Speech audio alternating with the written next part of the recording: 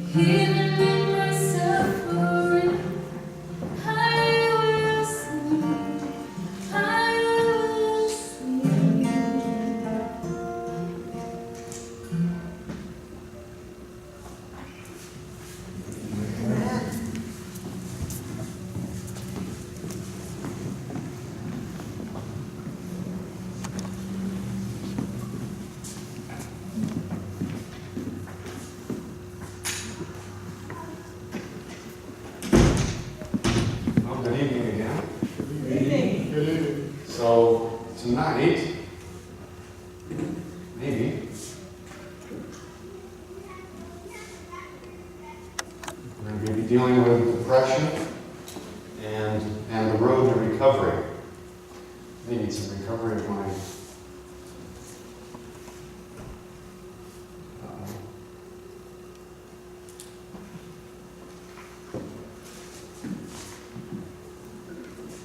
There we go. If you remember last time, we had dealt with stress. We saw that stress causes the release of a hormone called cortisol. Cortisol has been shown to damage and kill cells in the hippocampus, which is the brain area responsible for the episodic memory, so things like times, places, associated emotions, things about like who, what, where, when, why. And we saw that the hippocampus was affected in this way, and we even saw that the hippocampus regulates memory and emotions and plays a role in various emotional disorders and has been known to shrink over extended periods of acute stress. And we saw significant sources of stress, as it makes most sense, doesn't it? Money is one of the highest that's on that list. And as we get into depression, we're going to find that there's a real connection here between stress and depression in the brain as we go forward with this. But depression, according to this Mayo Clinic, depression has many possible causes. There are genetics, brain chemicals, life situations. Chronic stressful life situations can increase the risk of developing depression. And here's the thing, if you want what? Coping. And when we talked about it with stress, we were showing that there are ways in which you and I can cope with stress. Stress is not a bad thing. Okay? It's a human thing. And so we find ways to cope with stress. Well, it's the same here when we're dealing with depression. Because stress itself is not abnormal. It's not bad. So if you're going through depression or you're having problems with this, don't feel like you're alone. All of us deal with it. It's just you have to find ways to deal with it better. And so what's important is how you deal with the stress. Now, again, some questions you can ask and things to talk about is when people experience stress, they do what? They stop doing some of the healthy coping strategies that usually help keep their mood on track. And when we were dealing with stress, I gave you a list of things that we can use as coping skills, right? Anybody remember some of those? Exercise, good. Okay, music. What's that? A spa, there you go. Okay, remember, hey, that's good. Any of the guys remember me saying spa? Because I said you can go get in that chair and get your feet rubbed, and every guy likes to have their feet rubbed. Okay?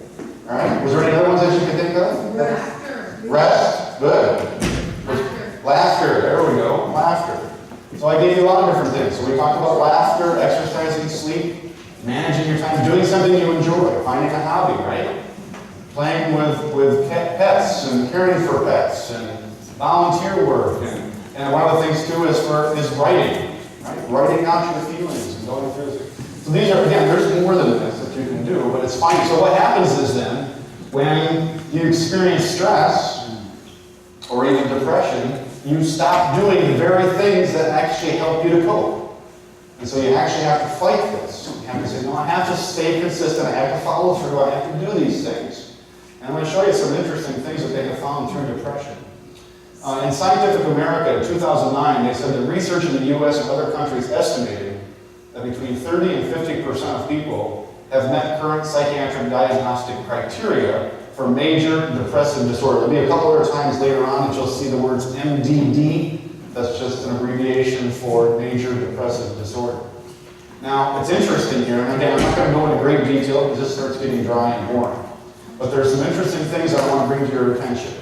There has been research into a molecule in the brain known as the 5-HT1A receptor. And this receptor binds to serotonin, another brain molecule that is highly implicated in depression and is the target of most antidepressant medications. Rodents lacking this receptor show fewer depressive symptoms in response to stress, which suggests that it is somehow involved in promoting depression. The reason why I'm showing you this is because I have a concern with some of the things that are coming out today. Because within this drug-based model, again, I'm not saying, I don't want you to misunderstand me here. I'm not saying that medication doesn't work, okay, and that you should steer clear of medication. But here it said, listen, within the drug-based model, we acknowledge that antidepressants have effects, but these effects are in no way what? A cure or a reparative ability, okay? Okay, and here's the other thing. Psychiatrist Dr. Daniel Carlin, he is an associate clinical professor at Tufts University of Medicine. This is what he says. He says, and where there is scientific vacuum, drug companies are happy to insert a marketing message and call it science. As a result, psychiatry has become a proving ground for outrageous manipulations of science in the service of profit. Now, I've experienced this myself, because I told you I work in the residential, and I dealt with young men that would come in, and they were on lots of psychiatric medicine. I remember one boy that came in, they had him on, because he was a behavioral issue, they had him on so many psychiatric medicines that he was literally a walking mummy. And when he came into our program, we began to wean him off some of these things. And all of a sudden, his personality started to come out. They had literally, to handle his behavior and give him all these things. So again, I'm not trying to say that medication is bad. What I have found is medication today is the first thing that's coming out of many doctors' mouths. And what I want you to do is I want you just to be careful. Do your research. Find out different things. Don't just immediately think that the medicine is going to be the cure-all, because it's not. And I showed you last time when we were dealing with stress, there are some natural ways that you and I can deal with stress. There are some natural ways that you and I can deal with depression. I just want you to be careful, because in 1998, Dr. Irving Kirsch, an expert on the placebo effect, published a meta-analysis of 3,000 patients who were treated with antidepressants, psychotherapy, placebo, and no treatment, and found that only 27% of the therapeutic response was attributable to the drug's action. Only 27%. So the other, 73% was because of what? Placebo effect and non-type psychiatric medicine. So again, I want you just to be careful as we go through this. And recognize, again, look at this. This is the Depression and Bipolar Support Alliance. According to Depression and Bipolar Support Alliance, probably 14.8 million American adults, or 6.7% of the United States population over the age of 18, are affected by major depressive disorder every year. And the disorder also occurs in 1 in 33 children and 1 in 8 teens. And so it's a real problem, and it needs to be addressed. And we're going to be talking about some things that we can implement, very similar to what we were dealing with stress, before we start going to other types of medicines. It's interesting here, when you start looking at this tomography, this is the kind of a computerized, as you can see here, machine in which they're able to pinpoint in brilliant color the regions of the brain where nerve cells are working during a particular mental task. If you notice here, this is no depression, and this is depression. What do you find out? Notice here, all of this is showing activity. Right? So when a person who's depressed, what's happening to the brain? It's shutting down. The one area that we use our thoughts and our emotions and our decision making, what's it doing in the prefrontal? It's not active. Okay? The hypothalamus that we were talking about before, all these regions of the brain that helps us to make choices and decisions and to follow through and to use all the things that we know are methods to help us with these things are all shutting down. And so again, we have to use things in a certain way. As we said, we gave some of those before. And we have to stay consistent. We can't give up. We can't quit. We have to stay consistent through these things. Now let's take a look at this a little bit in the brain, because this is going to be important. Again, it says there are 3 parts of the brain that appear to play a role in depression. It's the hippocampus, the amygdala, and the prefrontal cortex. I don't know how much you know about these. I'm just going to touch on just slightly. The hippocampus is located near the center of the brain. It stores memories and regulates the production of the hormone called cortisol. That was the one we talked about before. The body releases cortisol during times of physical and mental stress, including during times of depression. Problems can occur when excessive amounts of cortisol are sent to the brain due to the stressful event or chemical imbalance in the body, and this can lead to memory problems. So you see, so when I'm dealing with difficulty and stress and depression, what happens? I begin to have memory problems.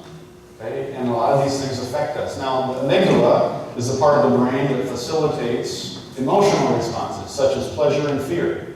In people with this depression disorder, the amygdala becomes enlarged and more active as a result of constant exposure to high levels of cortisol. An enlarged and hyperactive amygdala, along with abnormal activity in other parts of the brain, can result in, many of you have ever dealt with depression or stress, you have a hard time what? Sleeping. Okay? And we just identified one of the things that we can use to help fight against stress is sleeping. So the very thing that we use to help us is now being inhibited. And so again, we've got to really push through something. And then the prefrontal cortex, which is located in the very front part of the brain, is responsible for regulating emotions, making decisions, forming memories. When the body produces an excess amount of cortisol, the prefrontal cortex does what? It shrinks. Okay? And so it affects us through these things. So if you have been experiencing some of the following signs and symptoms most of the day, nearly every day, for at least 2 weeks, you may be suffering from depression.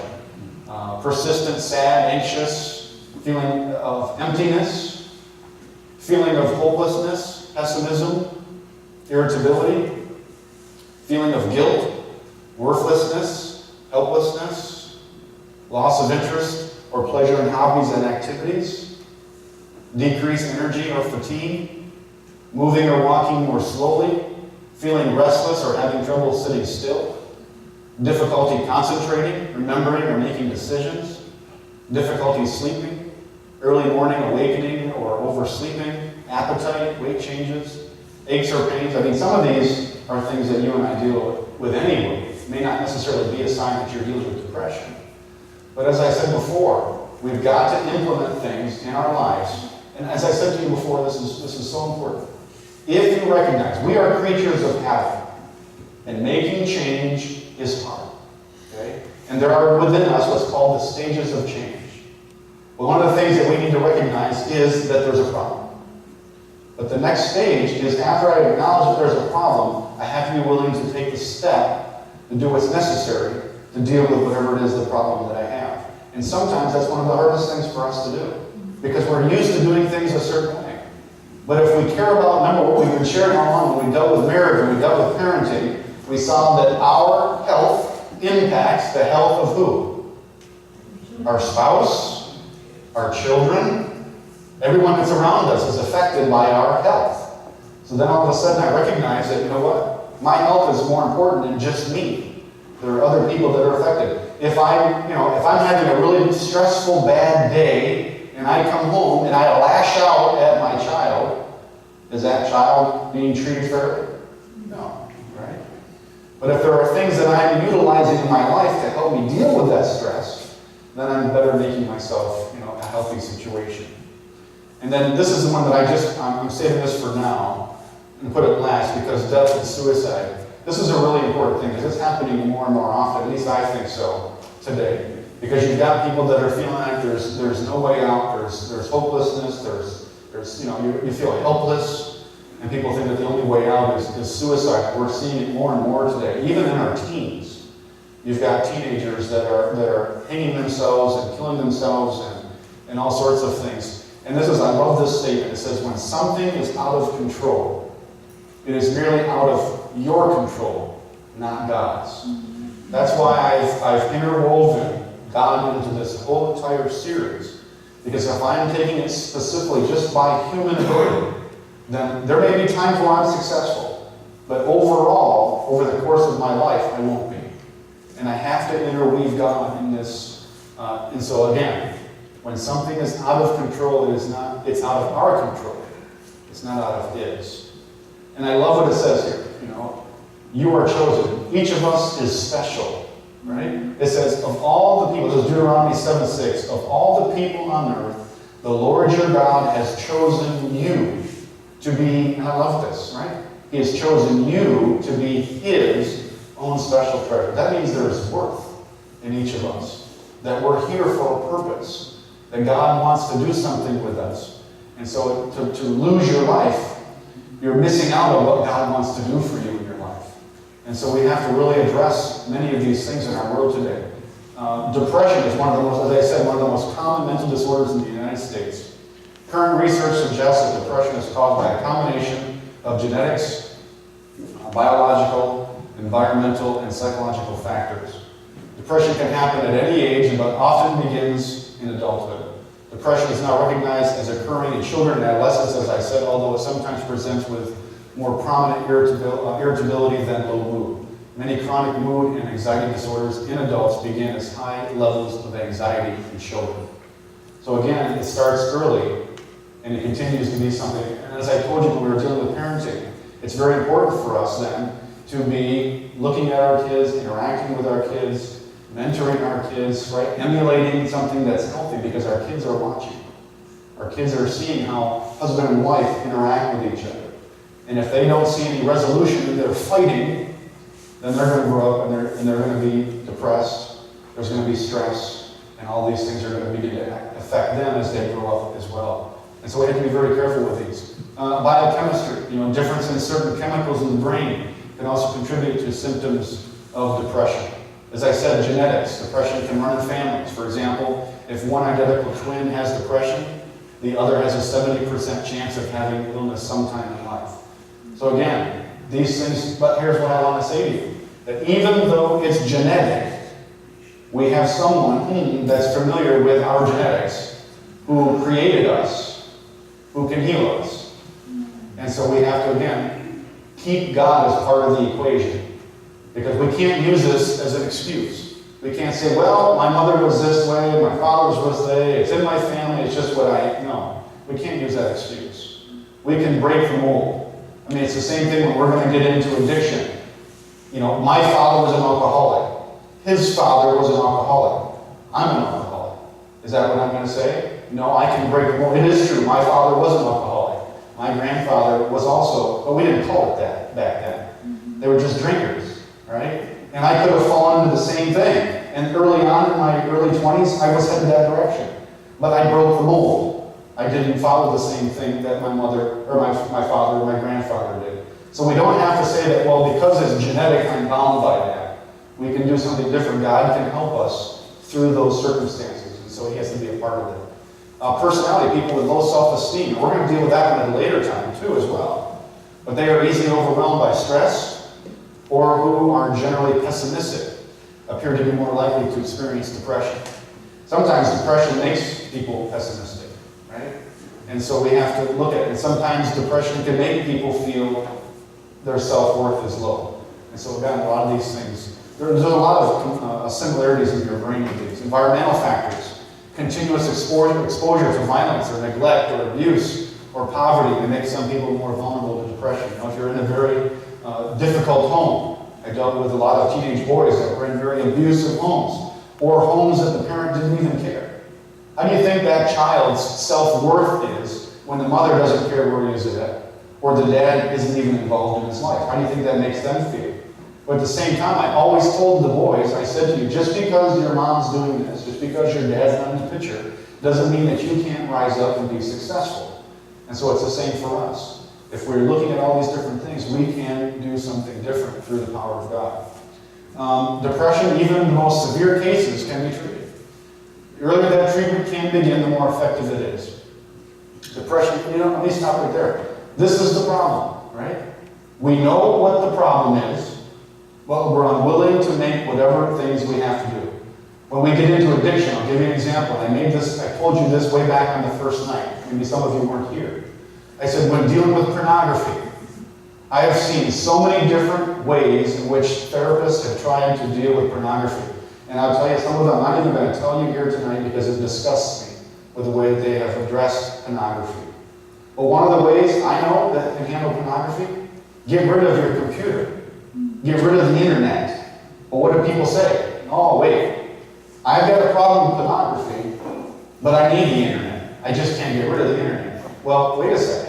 Is pornography an issue? Yes. Is pornography really causing problems in your marriage, in your relationship, with your children, so on and so forth? You're like, yes. Well, then why aren't you willing to do whatever is necessary to deal with that? That's what we are as humans. We can identify the problem, but so often we don't do the necessary steps to deal with it. And so if you're dealing with these things that we're going to be talking about tonight, make the decision. Say, I'm going to make this step. I'm going to do this because I care about me, because I'm God's special possession. I'm important. I have worth. and I'm going to do what's necessary for me to overcome this. And so, like as I said, the earlier the treatment can begin, the more effective. Depression is usually treated, what is it treated with? See? Medications, psychotherapy, or a combination of two. If these treatments do not reduce symptoms, they even start using, in this, electroconvulsive therapy. I don't know if you're familiar with this, but they literally hook you up to a unit that begins to shock your brain. Their purpose is to reboot your brain. And it's something that they still use. Now, some will say that it's effective, but I've never seen anything where it's been 100%. Because, again, it's got a lot of its problems as well. And other types of brain stimulation therapies may be options to explore. But you notice here, again, this is from the National Institute of Mental Health. And they're missing something from this, aren't they? Although this may be a recommended treatment, it is not, in my opinion, mine, the only option. Antidepressants, counseling, and brain stimulation therapies would not be my first option. Okay? My first option is that it's time for me to trust in someone outside of myself. And that is abandoning myself to Christ and asking Christ for healing. Now, does that mean that I'm going to be 100% healed? Yes. Does it mean that I'm going to be 80% healed? Yes. Okay? Does it mean I'm going to be 50% healed? Yes. Okay? That's between you and God. Okay? But we still have to ask. The Bible says if we don't ask, we won't receive. Right? And so we have to ask God. Now, if I only get 50%, can God still allow me to be able to function and do the things I need to do? Yeah. Right? And so I have to trust Him with the outcome.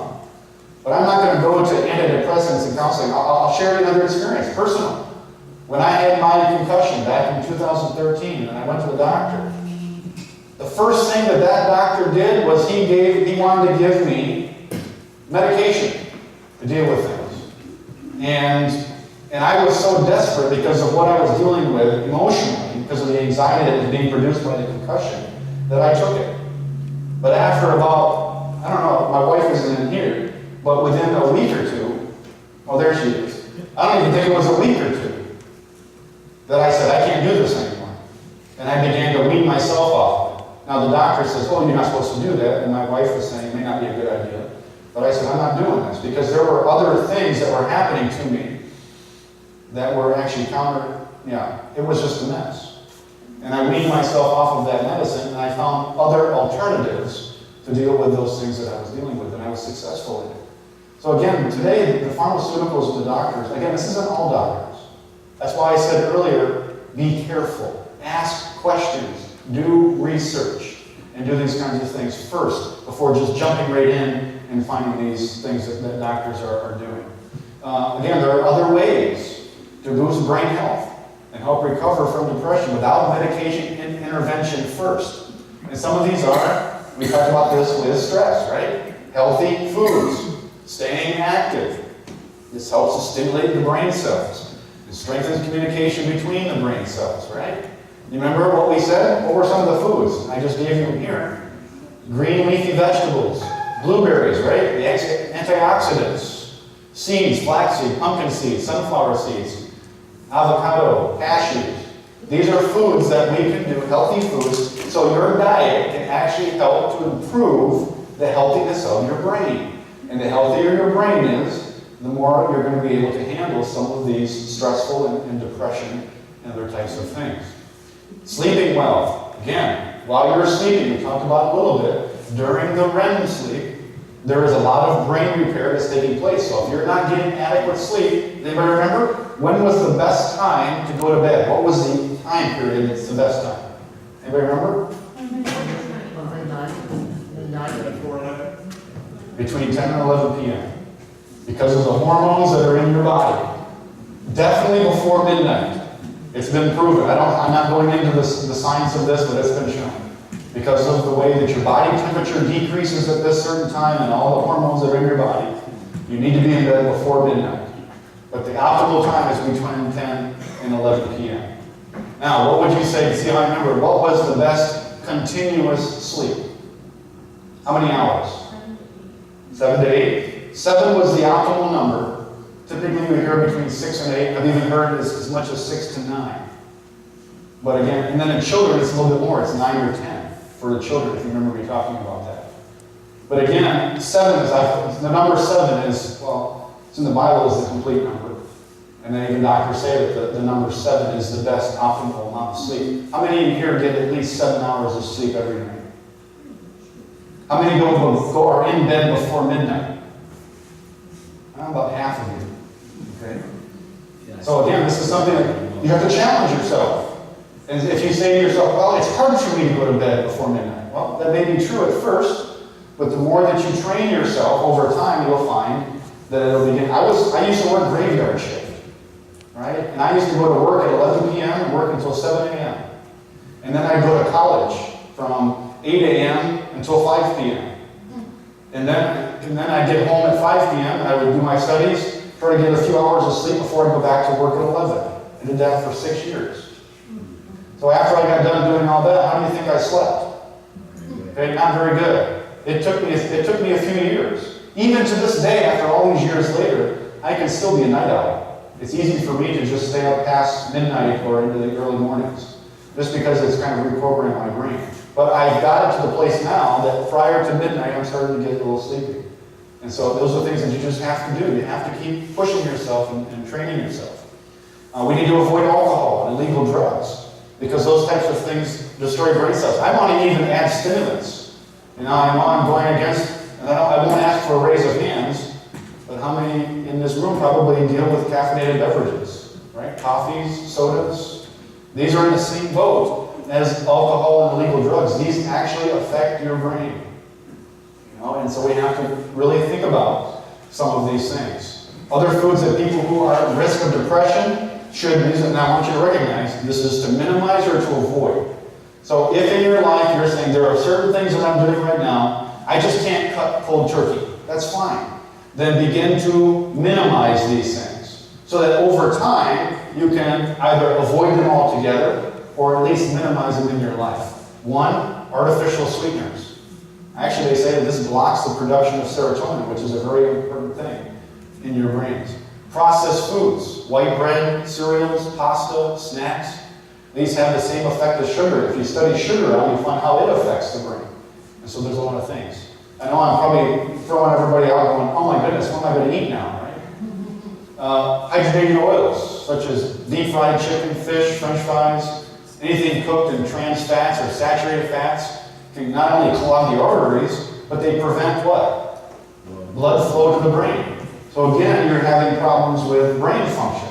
And as I said, if you're going to eat these kinds of things, we just saw one of the things in which we can reduce stress is by eating more green, leafy vegetables. But the problem is that most meat eaters are meat and potatoes. They don't do many vegetables. And so you have to say, okay, if I'm going to continue to eat some of these foods, I at least need to start implementing and adding more green leafy vegetables to my diet. Now, ultimately, we want to remove many of these things, as we said, to avoid them. But again, it's baby steps sometimes. And you just keep working towards that so you can have a healthier brain. Foods high in salt. Large amounts can disrupt the nervous and immune systems and cause tiredness. So again, these are things that you can do that can help to at least alleviate depression. Here are some other tips that may help you or a loved one during treatment of depression. Again, as I said, try to be active and exercise. Set realistic goals for yourself. Don't make it something that's way up here on your list so that within 2 weeks you're miserable. Because most likely we're looking for longevity. So try some small things inside your life. Implement some small things. And over time, you'll get to that place.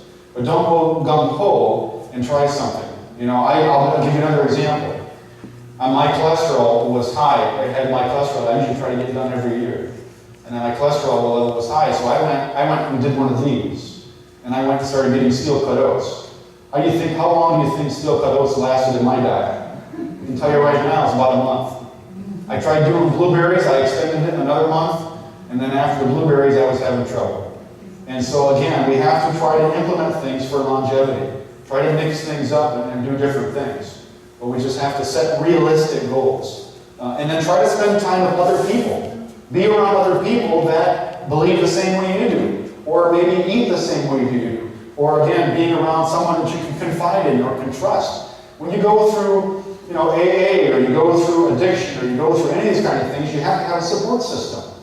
You have to have people that are around you that are helping you, encouraging you, guiding you, someone that you can talk to and share with. If it's your spouse, that's great. If you've got some buddies or some friends, the people that you can surround, what you don't want to do is be around people that think differently than you do. Because then, I'll give you an example, another one. I had a kid that I was working with that had been smoking cigarettes. And he had quit smoking cigarettes. And he was doing really good, and he got into some trouble, but he was really getting back on track. And then I ended up working with him, and he got a job. He was working at a mowing lawns. And all of a sudden one day I went to visit him, and he was smoking cigarettes. And I said, "What happened?" I said, "I thought you had quit." He goes, "Yeah, I did, but we went on break." When we went on break behind the place, all the guys lit up and were smoking cigarettes, and as soon as I started smelling the cigarettes and was around them with the cigarettes, I grabbed one and I started smoking. Okay?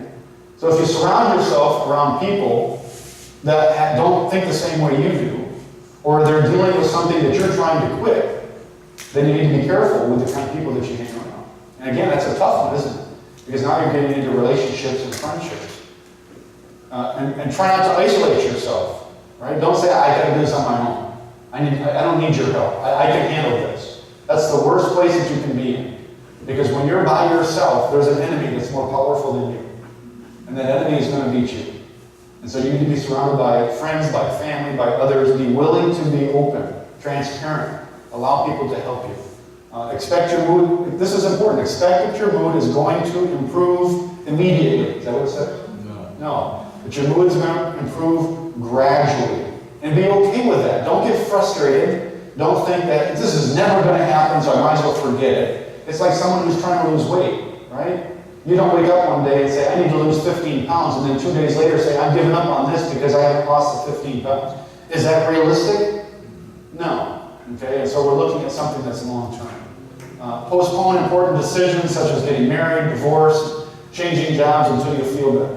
Discuss decisions with others who know you well and have a more objective view of your situation. What this is saying is that if I'm dealing with depression, and all of a sudden I start to implement some of these things in my life and I start to see improvements, I don't immediately jump and start saying, "Now I can handle all these things." Okay? It's saying that, wait, just slow down. Allow yourself to make this gradual step. And then over time, begin to implement some of these things. Okay? And then to continue to educate yourself about depression. This is a very difficult place because you need to educate yourself about depression, but don't over-educate yourself. You understand what I mean by that? For instance, when I had my concussion, I was having anxiety and other types of symptoms that I didn't know how to deal with because my brain had been shaken and it was damaged. And it was in the process of being repaired. Well, what I began to do is educate myself on concussions. But then all of a sudden, I started reading about all these different symptoms. And all of a sudden, I started saying, "I wonder if I got this. Oh, I wonder if I got this." And now I'm starting to ask my wife questions. "Do you think this is wrong with me? Do you think this is wrong with me?" And you can see in my wife's expression, she was just like, "Stop." Right? Because you start to over-educate yourself about these things, and it makes it more difficult. And so education is important. Just have it within limits. Again, this is about educating yourself, but also having the faith to trust in, again, I'm coming back to this every time, to trust in God to help you through whatever it is that you're dealing with. This is interesting. This is Harvard Health publication, published in 2009 about temperament shapes behavior. In there it says that genetic provides one perspective on how resilient you are in the face of difficult life events. But you don't need to be a geneticist to understand yourself. Perhaps a more intuitive way to look at resilience is by understanding your temperament. Temperament, for example, how excitable you are, or whether you tend to withdraw from or engage in social situations, is determined by your genetic inheritance and by the experiences you've had during the course of your life. Some people are able to make better choices in life once they appreciate their habitual reactions to people and to life events. Cognitive psychologists point out that your view of the world, and in particular your unacknowledged assumptions of how the world works, also influence how you feel. You develop your viewpoint early on and learn to automatically fall back on it when loss, disappointment, or rejection occurs. For example, you may come to see yourself as unworthy of love, so you avoid getting involved with people rather than risk losing a relationship. Or you may be so self-critical that you can't bear the slightest criticism from others, which can slow or block your career progress. And so these kind of things can again, cause problems as you're going forward. But again, and I know I keep saying this over and over again, but the Bible tells us that you have worth, that you are God's special possession, that you are His treasure. So you have worth, okay? And so that's very important as we go through this. We just have to, again, put these things into process. You know, again, if you remember when we were dealing with stress, I took you to the story of Saul. And we saw that in 1 Samuel 9:6, that Samuel told Saul, the Spirit of the Lord is going to possess you. And did the Spirit of God boost Saul's kingly confidence and enable the real loyal personality of Saul to manifest, replacing all his insecurities in such a way that he led Israel to victory against the Ammonites and the Philistines? Yes, he did, right? But later on, the Spirit of the Lord left Saul, didn't it? And after the Spirit of the Lord left Saul, what began to happen to his confidence and his personality and his success? It began to go down, didn't it? And it's the same way with us. So his counselors advised him to seek the services of a skillful musician in the hopes that the soothing notes of a sweet instrument might calm his troubled spirit and turn his thoughts away from his grief. Did it? Yes, it did. But if you remember, we said that it was what? Anybody remember? It was only temporary, right? Because it was soon after that Saul picked up that javelin, that spear, and chucked it at David. So again, music alone is not enough. There are other things that I need to be working on. All of those different areas. Diet, exercise, prayer, all these things need to be a part of our lives. Because if we just use one specific thing, it's only going to be temporary. Now in 2 Samuel 18, it begins to look now at David. In 2 Samuel 18, verse 6 through 8, it says that David's army went out into the field against Israel. And the battle was fought in the forest of Ephraim, and the men of Israel were defeated there by the servants of David, and the slaughter there was great on that day, 20,000 men. The battle spread over the face of all the country, and the forest claimed more victims that day than the sword. Then it continues and says that Absalom, David's son, was riding on his mule, and the mule went under the thick branches of a great oak. His head caught fast in the oak, and he was left hanging between the heaven and the earth. And while the mule was under him, went on, Joab took 3 spears in his hand and thrust them into the heart of Absalom, while he was still alive, hanging from the oak. The 10 young men, Joab's armor-bearers, surrounded Absalom and struck him and killed him. Then later, King David asked, "Is it well with the young man Absalom?" The Cushite answered, "May the enemies of my lord the king and all who rise up to do you harm be like that young man." The king was deeply moved and went up to the chamber over the gate, and what did he do? He wept. And as he went, he said, "Oh, my son Absalom, my son Absalom, would I have died instead of you, O Absalom, my son, my son." So what's going on here? He is overwhelmed with grief because of the loss of his son. If any of you have ever had someone close to you, or a family member, or a mother, or a spouse, a loved one die, we recognize that grief is a part of that. We're going to be dealing with grief in one of our future topics. But it's normal for us to have grief. It's okay for us to feel depressed. It's okay for us to be stressed. The thing we can't allow it to do is to actually cause us not to be able to function and do the things that we need to do. Those daily skills, we can't allow that to happen. Well, David, he's crying. But notice what happens. In 2 Samuel chapter 12, it says, "The Lord struck the child that Uriah's wife bore to David, and it became very ill. David therefore pleaded with God for the child. David fasted and went in and lay all night on the ground. The elders of his house stood beside him, urging him to rise from the ground, but he would not. Nor did he eat with food, or on the 7th day the child died. And the servants of David were afraid to tell him that the child was dead." So David later on, he rises from the ground after he does all this time. He rises from the ground, washes, anoints himself, changes clothes. He goes into the house of the Lord and worships. He then went to his own house, and when he asked, they set food before him, and he ate. Then his servant said to him, "What is this thing that you have done? You fasted and wept for the child while it was alive, but when the child died, you rose and ate food." He said, "While the child was still alive, I fasted and wept, for I said, 'Who knows? The Lord may be gracious to me, and the child may live. But now that he is dead, why should I fast? Can I bring him back again? I shall go to him, but he will not return to me. So even though he was grieving, he said, I'm going to grieve for this period of time, and when it's done, there's no purpose of continuing to grieve because the child is dead. You can apply the same thing in a variety of different things in your life. Are there times in our life where we feel depressed? Yes. Are there times in our lives that we feel stressed? Yes. Is it normal? Yes. But we can't allow those things to eat us up and start to begin to impact our lives. We have to say, okay, this has to stop. I've done this is important, but now it's time to move on. I got to find ways to move on. That's one thing that I think that we have to recognize here, is that we have to find a way to move on. Okay? Hope is like the sun, which as we journey toward it, casts the shadow of our burden where? Behind us. Does it mean that I'm going to suddenly forget what has happened? No, certainly not. You know, when my grandparents died, I still remember that. When other people have died, I still remember that. And the funerals that I have done, I still remember all those things. But I don't allow those things to interact with what I'm doing going forward, because what's the one thing that we anticipate? Yeah, it's the resurrection, right? We know that they're going to be resurrected. We're looking forward to the heavenly kingdom, right? Where there's going to be a resurrection, no more death and no more sin. So I'm not going to allow those things to affect my ability to move forward. Even though they're still in my memory, they don't affect. Well, it's the same thing with stress. It's the same thing with depression. Those things are going to happen. But we have to continue to move forward through our lives. That's why David says this. He says in Psalm 38, my guilt has overwhelmed me like a burden too heavy to bear. In Psalm 42, he says, why are you downcast, O my soul? Why so disturbed within me? That's what it says here. Put your hope where?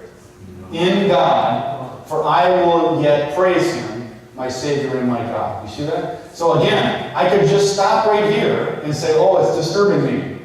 But again, that's not the whole verse. The verse is going on and saying that my hope is in God. I'm continuing to move forward. I'm looking forward. I'm anticipating. Psalm 34 says, the Lord is close to the brokenhearted and saves those who are crushed in spirit. I don't know, that's a great promise, isn't it? That even though you're going through hardships and difficulties, that, you know what, the Lord is close. The Lord's not far away, he's close. And he is going to save those who are crushed in spirit. And so we're anticipating something greater than this world, aren't we? This is interesting. I found this was in 2015. She, a PhD, she writes this. She says, in 1965, Martin Seligman discovered learned helplessness. He found that when animals are subjected to difficult situations they cannot control, they stop trying to escape. They become passive. Human beings are the same. If you experience devastating defeats, a persistent situation that you couldn't change, or experienced a terrifying situation that you could not control your exposure to, then you may have lost hope for your ability to change your life or to change painful situations. Sometimes an ongoing mood disorder can lead to feelings of hopelessness. And so she says that there are many ways to find hope, but these are great ones. She says, find a clear path. Look for role models who have found solutions. Do what you know you can do. This is important. We talked about this when we were talking about stress. Am I to stress over things that I have no control over? We shouldn't, should we? If I don't have control over it, then I have to leave that in God's hands. Right? Because what is stressing over something that I have no control over doing? What's it accomplishing? Is it changing the outcome of that circumstance? No, it's not. It's making it worse. So, do what you know you can do. Perform an act of kindness. This is powerful. We talked about this before with stress. Service. Helping others. I have found many people who have gone through their own hardships and turmoil and difficulty. I was just reading just recently about a person who was actually put through sex slavery. This is a big thing that's going on today. And they had overcome. They had been there for a decade in sex slavery and finally got out.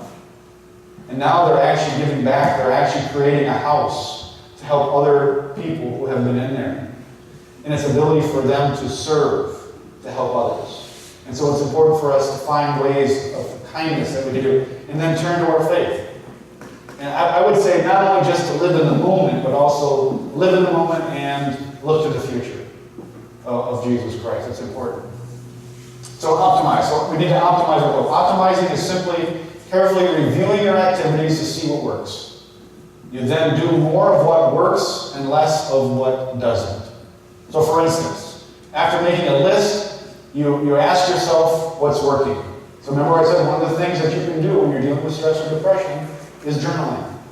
So this is an opportunity for you just to sit down and write. And one of the things you can do is ask yourself, okay, what's working? What have I tried? What's not working? What's working? In depressed mode, you're probably going to say what? Nothing's working. But you have to fight that. Okay? You have to say, okay, I'm still going to stay through with this. So you have to test them to see if these activities, ideas, or people give you an additional hope. Ask yourself, what on this list is working? You have to keep challenging yourself in this regard. If being around an encouraging person gives you hope, then force yourself to schedule more time with that person. If a certain author always lifts you up, then make sure you're always having their latest book within reach, so you can read it in line somewhere or at a break. You have to be aggressive in your search for ways to make hope happen. This is important. You see what I just said? You have to be aggressive in your search for ways to make hope happen in your daily life. It's going to take effort. And we have to be willing to make that effort to overcome those things. We need to circle the ones that work and do well with the ones that don't. Cross them out. You know, don't beat a dead horse. Don't say, but yeah, but, and try to keep forcing it. If it doesn't work, then move on. If you have none to circle, then it's time to go back to searching. And again, nobody says this is going to be easy. It's going to take effort to do these things. I like what it says in Hebrews chapter 10. This is a great passage here. In verses 23 to 25, where it says, let us hold fast to the confession of our hope without wavering. For he who has promised is faithful. And let us consider how to provoke one another to love and good deeds, not neglecting to meet together, as is the habit of some, but encouraging one another, and all the more to see the day approaching. I don't know why it's cutting off that outside, but see that day approaching. So where is our hope fastened? Where does it say? Where is the hope? The day approaching, right? Our hope is on the day that's approaching, isn't it? The day approaching. Is the day of approaching past, present, or future? It's obvious, right? It's future, right? That's why it's in the capital D. Capital D represents, what day is this referring to? Tomorrow. It's not tomorrow. Resurrection. Well, second coming of Jesus, right? So we're anticipating, there's nothing greater than the second coming of Jesus. Can you think of something better than no sin, no death, no suffering, no hardship, never growing old, living forever? Can you think of anything better than that? I can't. Okay? So that's where we're fixing our minds on, is that day that's in the future. So even though I'm going through whatever it is I'm going through, I recognize that going forward there's going to be something better. Right? I can't live like there's not going to be anything better. So what are we doing then as we hope for the future day? Are we just sitting and doing nothing? What's it say? It says while we're waiting, what are we doing? We're provoking. Now again, some people misunderstand. This is a translation that we have to be careful of. In today's world, provoking is a bad word because we're making somebody do something they don't want to do. But that's not what this definition here in this context means. The actual word provoke actually means to stimulate someone so that they must respond. Courage. Okay? Courage, yeah, it's a good word too. Yeah. So we're inspiring, it might be a good word, or motivating, or we're stirring them up. Okay? So we're stirring people up to love, and we're stirring people up to do good deeds. Remember I said service is a part of this. If I'm going through depression, we need to serve. You know, I've heard this so many times when people that come to church.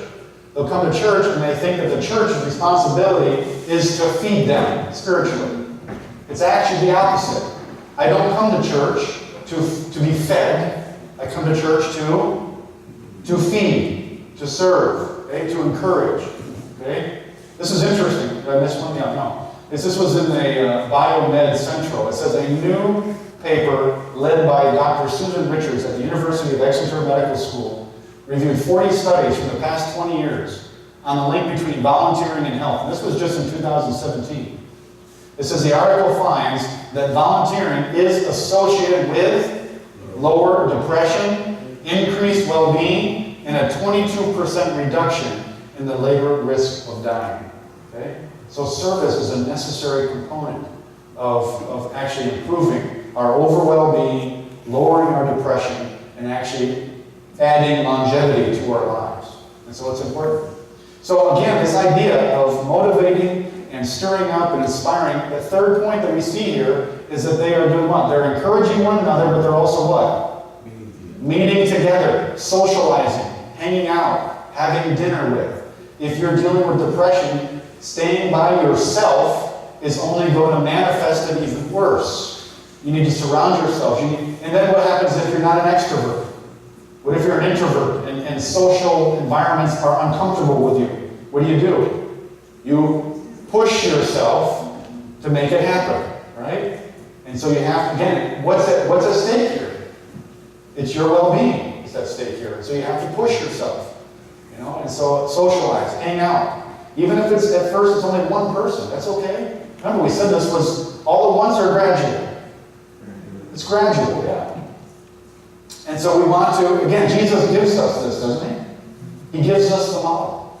Jesus, what did he do? He surrounded himself with disciples. Do you think Jesus was depressed? Do you think Jesus was downtrodden? Do you think Jesus felt, what do you think? The Bible tells us that he feels how we feel. How do you think he felt that the whole world, that he was coming there to save them, and yet they rejected him? How do you think he felt? He must have been depressed. He must have been sad. He must have been disappointed, right? And yet, he didn't give up, right? He pushed forward.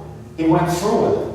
And it's the same thing for us. We continue to press on, to move forward. And so Jesus gives us the model. He says, just follow me. Do what I do. Serve others. Do these things. And I love this passage too in Jeremiah 29. It says, for I know the plans that I have for you, declares the Lord. Plans for what? For your welfare. And not for evil. What's he want to do? Yeah, he wants to give you a future and a hope. And so as we continue to go through this entire seminar, again, we're limited on time. There are so many other things that I can talk about here. But because we're just about out of time, there's a lot, within an hour, I can't give you everything. As I said, continue to study for yourself. Find the things that are out there. Find the resources. And again, as we shared before, find those people that you can surround yourself in your life, that can encourage you, that can guide you, that can be there for you. Someone that you can talk to. Someone that you can share with. Someone that you can trust. And as I said, if that's your spouse, if that's someone that you're in a relationship with, whatever it is, you've got to find those people and surround yourself with those people. Okay? Let's go ahead and have a word of prayer as we close here tonight. Dear Heavenly Father, we certainly have seen a great many things here tonight. We don't have all the answers, but we know someone who does. Because he created everything that's in us. Every part of us is created by you. You have the answer. You're the master physician. And even though we've seen many doctors, many papers, many things that have been written, the one that knows the most is you. And so Lord, I ask those that are here tonight that may be going through depression or having a very stressful life, help them just to take that moment in their busy life and say, Lord, I need your help. Lord, bring people into my life that can help me, that can encourage me, that believe the same way I do, that someone that I can trust, someone that I can share with. Lord, I just ask that you would intervene in each person's life here tonight. That you would make your presence known to them. That you would bring them healing. That you would bring them joy and happiness and stability in their life maybe they don't have. Because we know that we can do all things through Christ, through you, who gives us strength.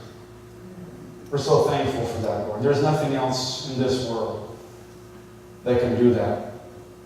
Only you. And so, Lord, I just ask what you do with us again as we leave this place, as we are combining our efforts with your divine intervention. And we can be successful. But help us to keep our minds on the future. Help us to think about your soon return, of being in a world without sin and death. Oh, Lord, don't let us be so dragged down by the choices that we have made in the past and the things that we've experienced in the past. Help us not to allow those things to drag us down. Satan wants to keep those things on us so that we feel helpless and hopeless, that we feel like we're drowning in quicksand. But your hand is extended, Lord, and you want to pull us free. And so, Lord, I just ask each person here would reach out their hand today, and they would clasp your hand and receive victory. So be with us again, Lord, as we leave this place tonight until we come back tomorrow night, as we continue our talks on grief and faith. So be with us, with each one that leaves here tonight. In Jesus' name we pray. Amen. So tomorrow night,